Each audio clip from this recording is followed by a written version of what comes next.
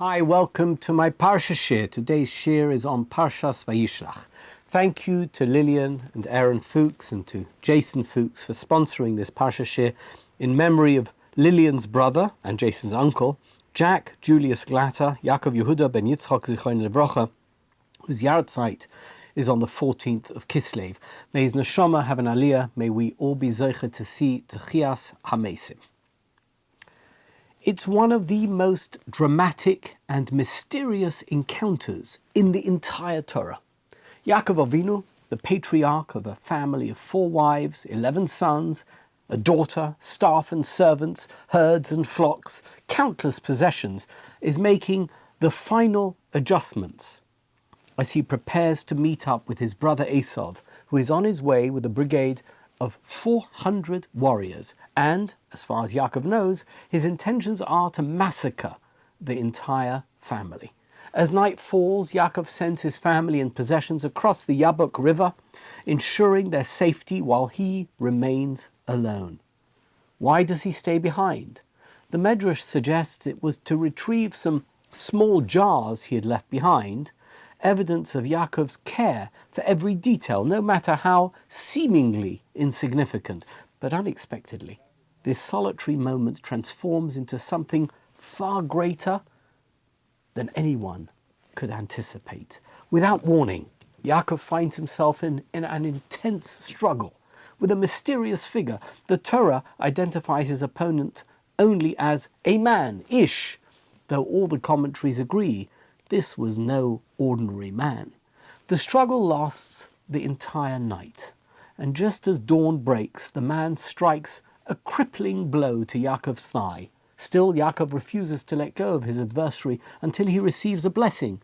This unyielding tenacity becomes the hallmark of Yaakov's identity and leads to his renaming as Yisrael, the one who wrestles with God and man and prevails.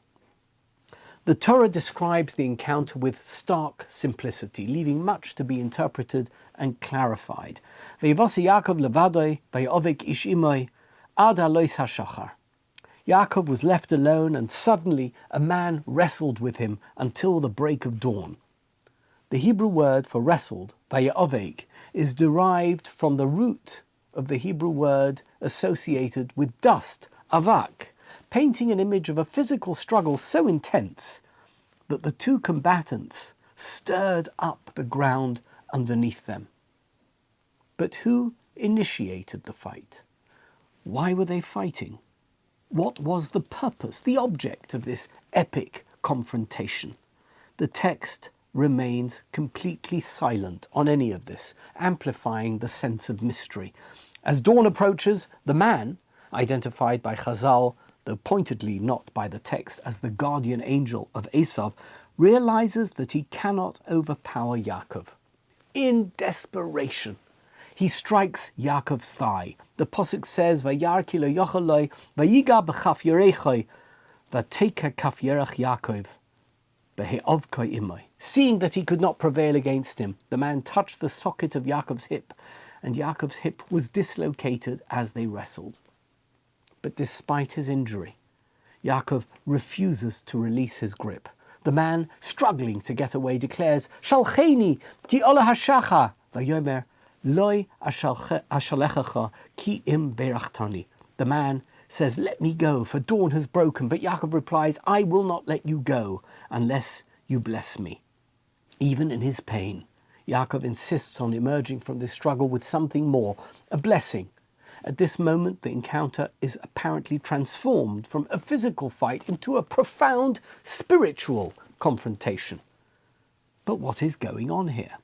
Why couldn't the man prevail against Yaakov? What is the significance of the dislocated hip, the dislocated thigh? Why does the approach of dawn compel the man, the Ish, to end the fight and leave? And perhaps the most perplexing question of all, why would Yaakov seek a blessing from someone who has been attacking him all night? The narrative in the Torah doesn't end here. After the struggle, the man, the Ish, asks, "Ma shemecha?" Vayomer Yaakov. He said to him, "What is your name?" And Yaakov replies, "My name is Yaakov." In response, the man declares, "Lo Yaakov ye'omer oid shimcha, ki im Yisrael, ki sarisa im Elokim v'im anoshim v'tuchal." Your name shall no longer be Yaakov, it will be Yisrael, for you have struggled with God and with man, and you have prevailed. This renaming signifies a transformative moment in Yaakov's life. The name Yaakov, derived from Akev, heel, reflects his earlier identity as the one who grasped Esav's heel at birth, often perceived as cunning or as making him a secondary personality. But the new name Yisrael speaks to triumph and resilience. It symbolizes Yaakov's evolution into a leader who overcomes challenges through perseverance, faith, and inner strength. But the story isn't quite over. Before departing, the man offers an enigmatic response when Yaakov seeks his identity. Vayishal Yaakov vayomer, Hagid ono shemecha, vayomer, lama zeh tishal ishmi, vayavarech osei sham. Yaakov asks, "Please tell me your name." But the man replies, "Why do you need to know my name?" Then he blesses Yaakov and vanishes from the story, from the Torah. We never hear from him again. This section raises yet more questions. What's the significance of Yaakov's name change? In the Torah, name changes are monumental. Why is this unnamed, mysterious character given the task of renaming Yaakov to Yisrael? And what does this new name truly mean for Yaakov's future? And then there's the matter of the man's own name.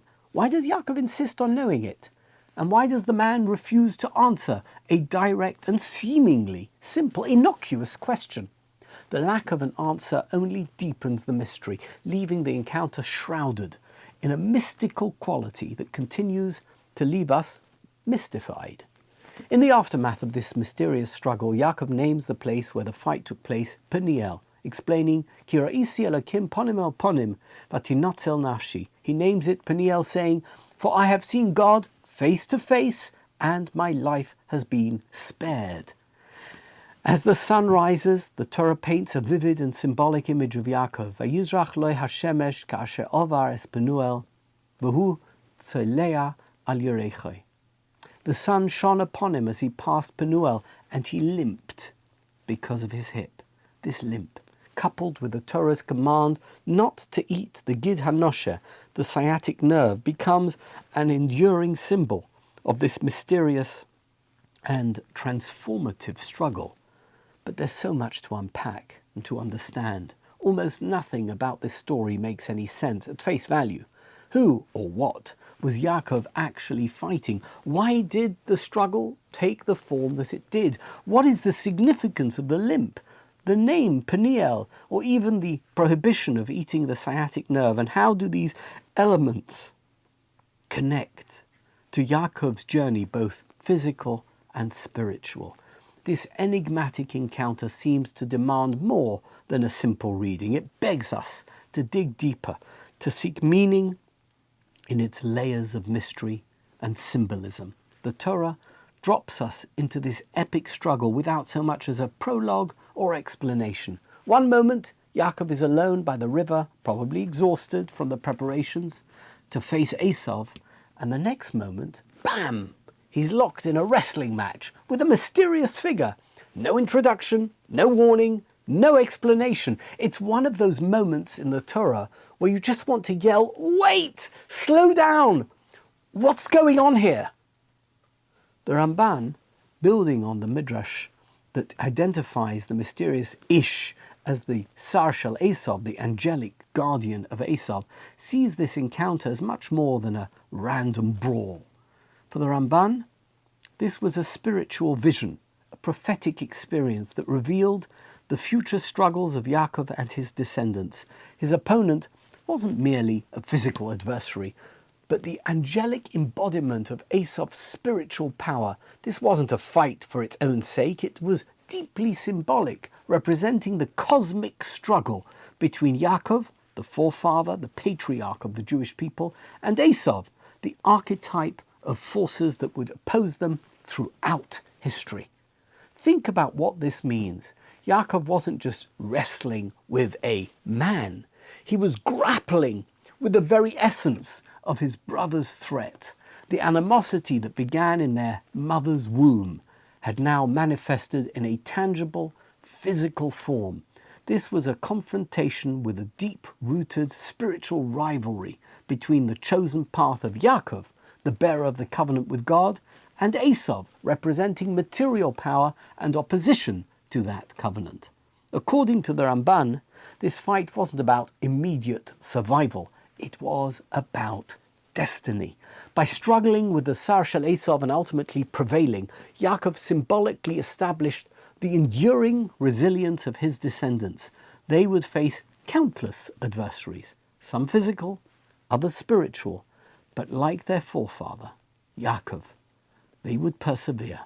Even the injury Yaakov sustained, a limp that would mark him forever, reflects the reality that victory often comes with pain and sacrifice. The Jewish people, like Yaakov, might be wounded in their struggles, but they will never, never be defeated. This understanding frames the entire episode as a pivotal moment in Yaakov's life. The fight was a microcosm of his broader mission to establish a legacy of faith, perseverance, and triumph over adversity. The battle with the Sar Shel Esav wasn't just a prelude to Yaakov's meeting with Esav. It was the spiritual groundwork, the necessary confrontation that prepared Yaakov to face his brother and everything Esav represented with confidence and with strength. For the Ramban, this was not just a fight, it was Yaakov's defining moment. It transformed him from an individual navigating personal challenges to the patriarch of a nation that would stand resilient against the forces of history. It wasn't just survival at stake, it was the future of the Jewish people. The Netziv, in his Hamak Dover commentary, offers an approach that focuses on Yaakov's external reality. Because think about it. Why was Yaakov alone in the first place? The Netziv explains that Yaakov deliberately chose to remain behind. According to the Medrash, it was to retrieve pachim ketanim, small jars, seemingly insignificant items that he couldn't bear to leave behind. Really? That's why Yaakov, the great Yaakov Avinu, was alone in the dead of night?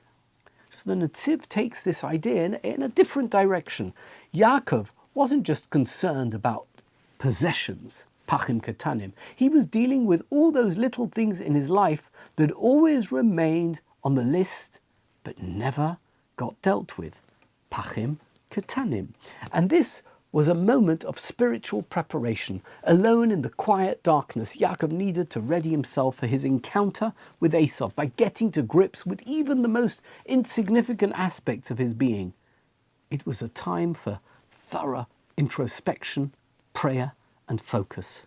The Netziv suggests, for this reason, that the fight that followed wasn't random. It was a divine challenge designed to test Yaakov's resilience and determination. The man, the Ish, he wrestled, was the spiritual guardian of Esav, representing the external forces of opposition Yaakov would face. The battle symbolized the broader cosmic struggle between Yaakov's descendants and the powers that sought to destroy them. By prevailing in this fight, Yaakov demonstrated that the Jewish people could withstand even the most formidable adversaries.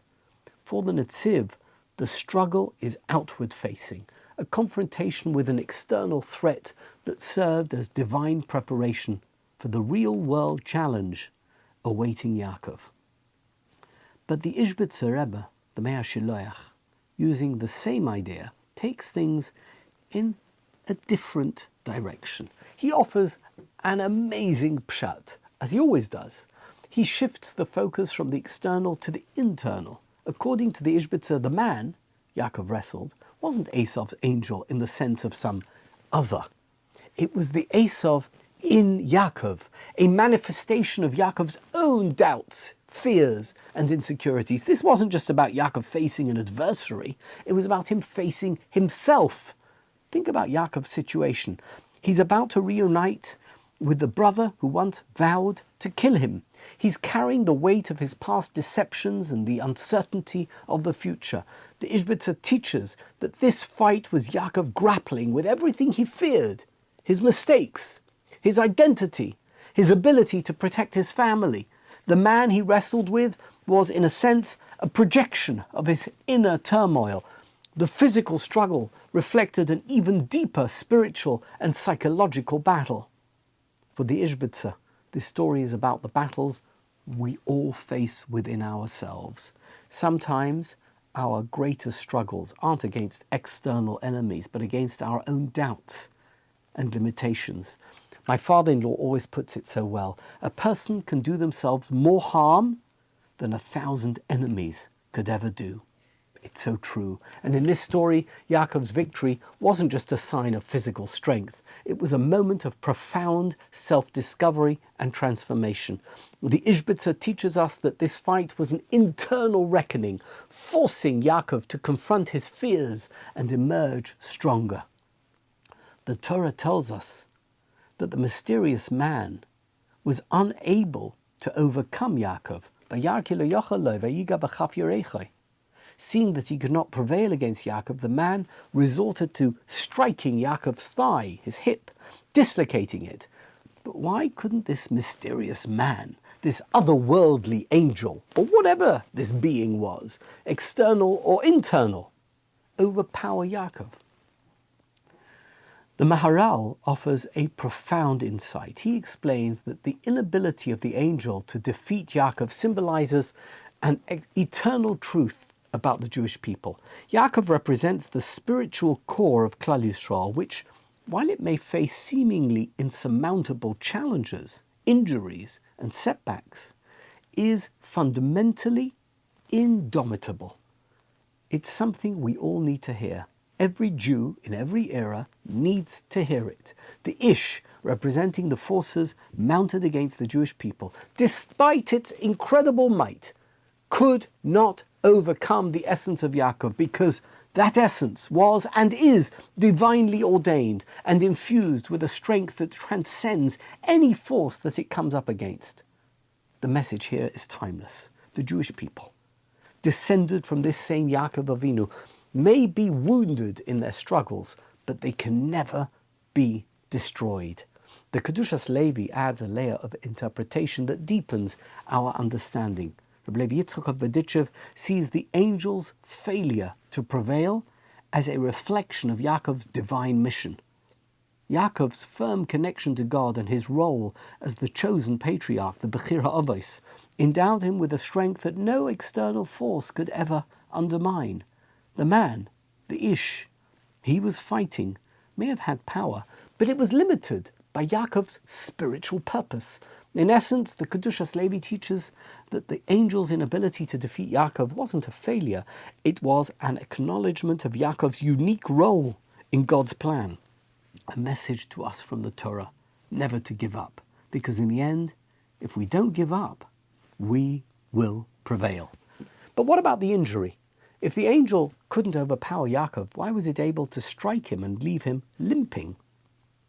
Both the Maharal and the Kedushas Levi see the limp as part of the message. The injury represents the reality of struggle. Triumph does not come without scars. Victory is always accompanied by losses.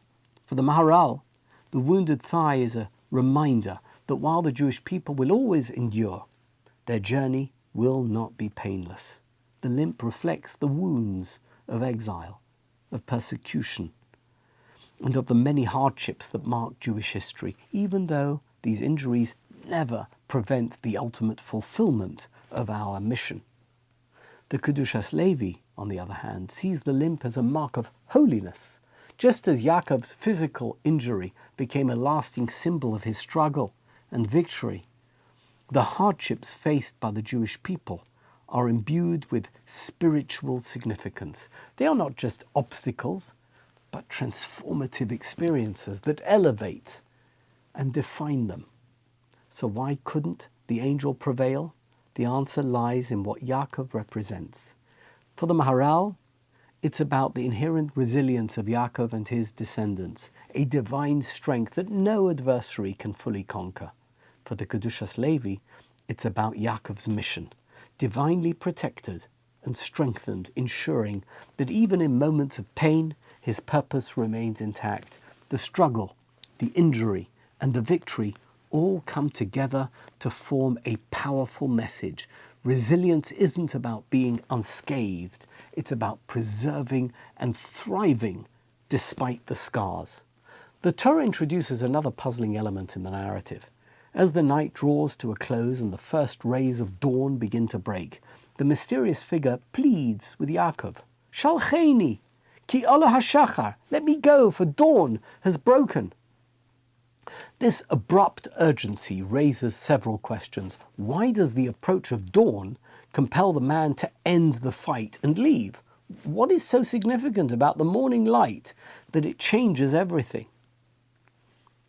The Ramban offers a straightforward explanation, rooted in the nature of the so-called man, the Ish. This being, identified as the Sar Shel Esav, is a spiritual entity tied to the night, a time of concealment and enigma, away from the full light of the day. But as the day breaks, its mission is complete and it must withdraw, because when you shine the light on something bad, it's so obvious that it's bad. The Ramban is teaching us an important lesson, that the spiritual domain of evil operates best under the cover of darkness. Dawn is a time of clarity and revelation, marking the end of evil's influence and signalling its departure.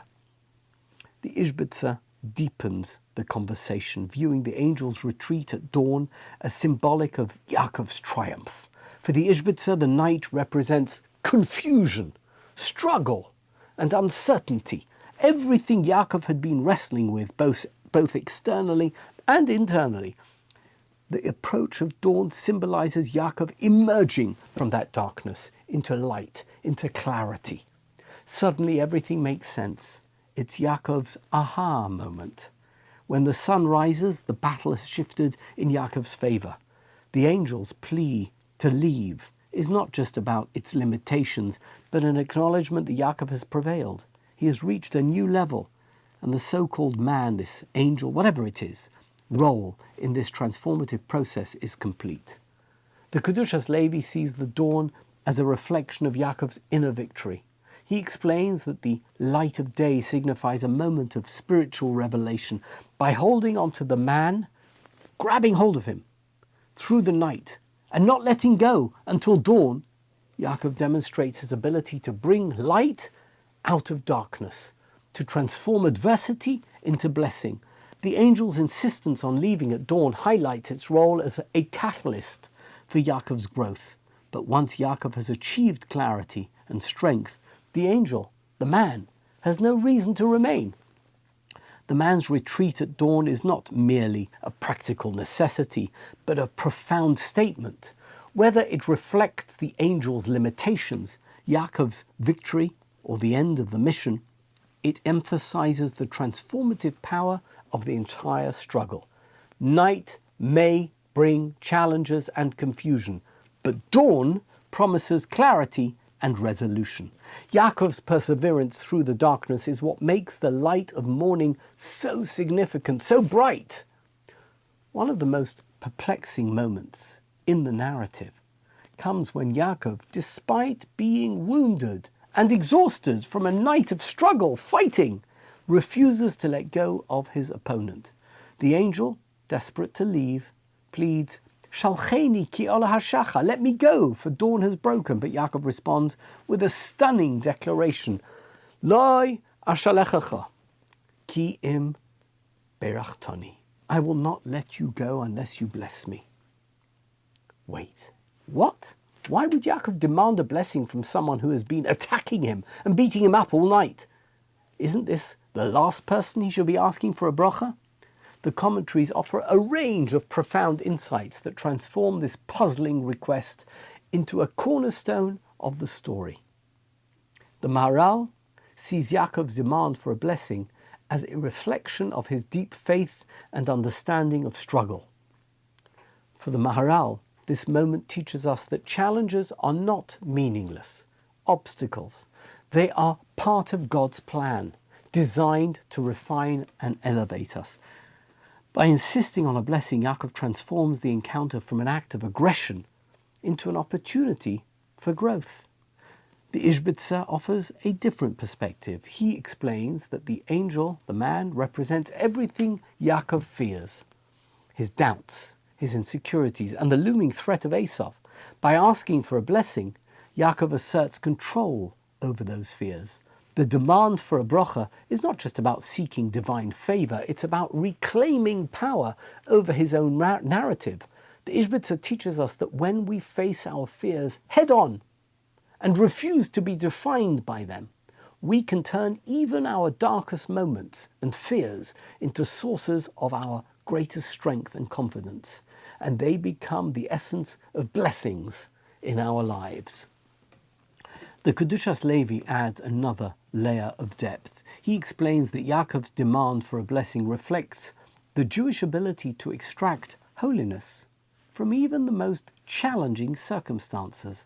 The angel, the man, whatever it was, as an emissary of God, may have come to test and challenge Yaakov, but it could not leave without leaving something behind, something positive. Come on, Yaakov is saying, don't just leave me hanging. Give me something positive to take away with me out of this crazy night.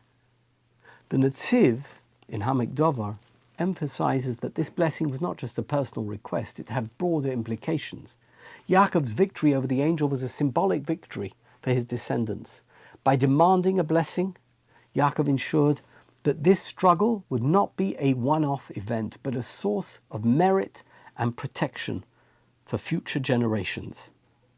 The blessing was a declaration that the Jewish people, like Yaakov, could confront adversity and emerge stronger. This moment, when Yaakov demanded a blessing from the mysterious Ish, is more than just a perplexing detail. It's the heart of the story. Yaakov's demand for a blessing transforms a night of pain into a moment of profound spiritual triumph, teaching us that to seek light even in the darkest of times. After the fight ends, Yaakov receives a remarkable declaration from his opponent. Lo Yaakov ye'omer oid shimcha, ki im Yisrael, ki sarisem Elokim ve'manoshim vatucha. Your name shall no longer be Yaakov, it will be Yisrael, for you have struggled with God and with men, and you have prevailed. This moment, Yaakov's renaming to Yisrael, signals a profound transformation. In the Torah, name changes are never incidental. They signify a shift in identity, in purpose, destiny. But why is this mysterious character given the task of renaming Yaakov? And what does this new name really mean? The Ramban explains that the name Yaakov, derived from the word Akev, heel, reflects the circumstances of Yaakov's birth. Grasping Esav's heel, as if pulling himself up from behind, the name carries connotations of struggle, subterfuge, and of second-place positioning. But now, after this night of wrestling and triumph, Yaakov transcends his old identity. The name Yisrael, meaning one who struggles with God, reflects his evolution into someone who prevails not by trickery or strategy, but through perseverance, faith, and spiritual strength. Yaakov is now worthy of becoming the founder of a nation destined to engage with both divine and human challenges and ultimately prevail. The Netziv emphasizes that this renaming was not merely personal, it was national. He explains that Yaakov's new name encapsulates the mission of his descendants, the Jewish people. Yisrael, Israel, signifies the capacity to wrestle with challenges, both physical and spiritual, and emerge victorious. The struggle against the angel was not just Yaakov's fight. It was a microcosm of the eternal struggle of the Jewish people to uphold their faith and identity in the face of opposition. The Kedushas Levi highlights the unique partnership between God and the Jewish people that the name Yisrael, Israel, represents. Yisrael is a name that embodies spiritual resilience and divine connection. The struggle itself becomes a mark of holiness, proof of Yaakov's determination to align his life with God's will, even in the face of incredible adversity. The Jewish people are not defined by absence of struggle, but as Yisrael, namely by their ability to transform struggle at every level into a sanctified path forward. The Izhbitzer offers a deeply introspective view.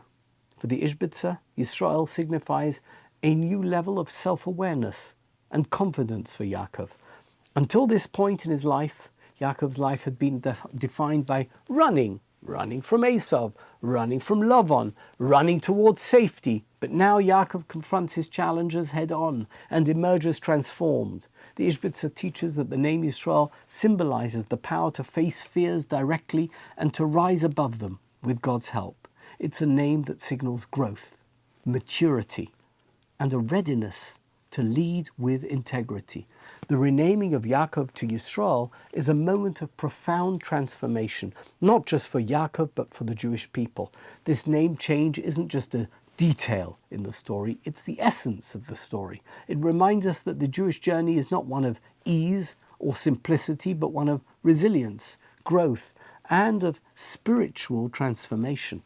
As the encounter nears its conclusion, Yaakov asks the angel a seemingly simple question. Hagido na shemecha.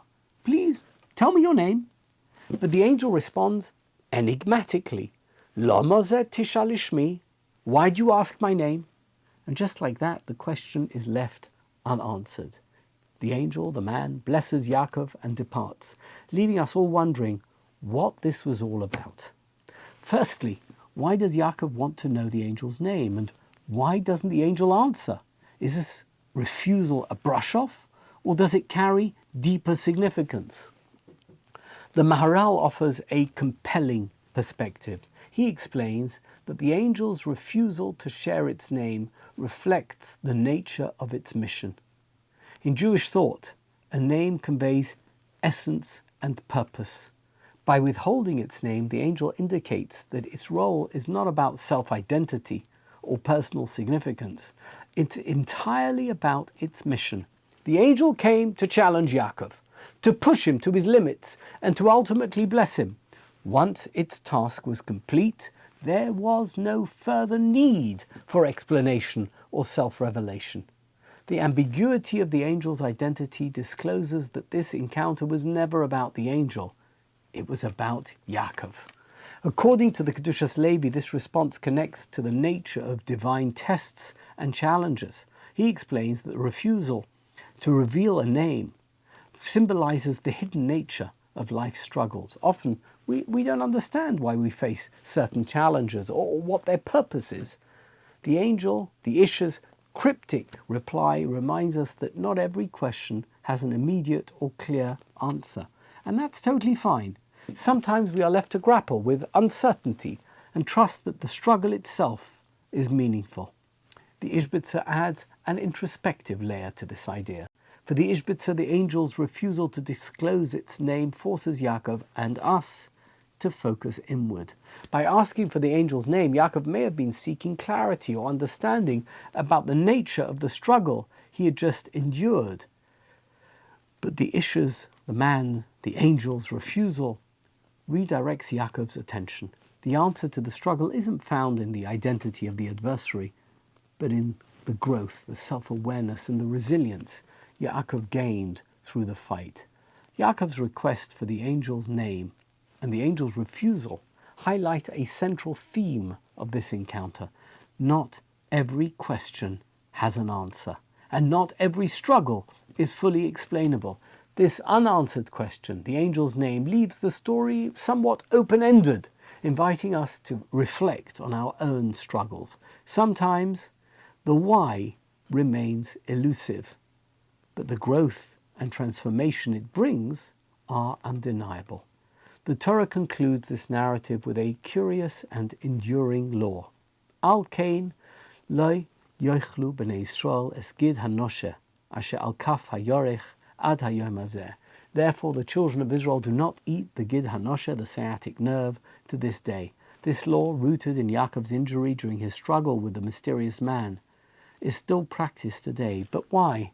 What is the significance of this prohibition, and how does it connect to the larger story? The Ramban sees the prohibition of the Gid HaNoshe as a symbolic reminder of Yaakov's struggle and triumph. For the Ramban, this mitzvah keeps the memory of that pivotal night alive for future generations. It teaches us that the Jewish people, like Yaakov, may experience pain, suffering, and even injury, but they will endure. The Maharal, as always, takes a different approach. He sees the Gid HaNoshe as representing the vulnerable points in life, the places where we are most likely to be struck. The prohibition is a reminder that while we may be injured in our struggles, those injuries are not defeats. The Kedushas Levi offers a more spiritual perspective. He explains that the prohibition elevates Yaakov's struggle into the realm of holiness. By singling out the Gid HaNoshe, the part of Yaakov's body injured in the fight, Jewish tradition sanctifies even the painful moments of life. The mitzvah reminds us that challenges, though difficult, can become sacred and transformative as long as we see them through the lens of faith. The Netziv emphasizes the communal nature of this mitzvah. We all keep this mitzvah, every Jew. He explains that this is because the prohibition is not just about remembering Yaakov's personal struggle, but about drawing strength from it as a collective nation. By abstaining from the Gid HaNoshe, Jews collectively affirm that hardships are an integral part of their identity and their mission. The prohibition of the Gid HaNoshe transforms Yaakov's injury into a powerful and enduring symbol. This mitzvah, rooted in a single moment of Yaakov's life, continues to resonate through Jewish history. It teaches us to see our struggles not as defeats, but as opportunities for growth, resilience, and sanctity. Just as Yaakov limped away from his fight transformed, we are reminded to carry our struggles with pride and purpose, transforming them into lasting lessons for ourselves and for our people. Yaakov's encounter with the mysterious man leaves us with an enduring message. Struggles are inevitable, but they are also transformative. To bring this idea full circle, let me share this beautiful parable to illustrate the profound lessons embedded in this narrative. A water carrier in a small village had two large pots, each hung on the opposite ends of a pole. One of the pots was perfect and always delivered a full measure of water, while the other was cracked and leaked water along the path.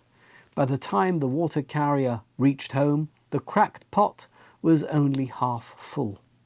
One day, the cracked pot, ashamed of its imperfection, apologized to the water carrier. "I'm so sorry I leak," it said. "I'm a failure." The water carrier smiled kindly. "Haven't you noticed the flowers growing on your side of the path?" he asked. "Because of your leak, I've been able to plant seeds, and now there are beautiful flowers to brighten my journey." Yaakov, fighting with the angel, was a cracked pot.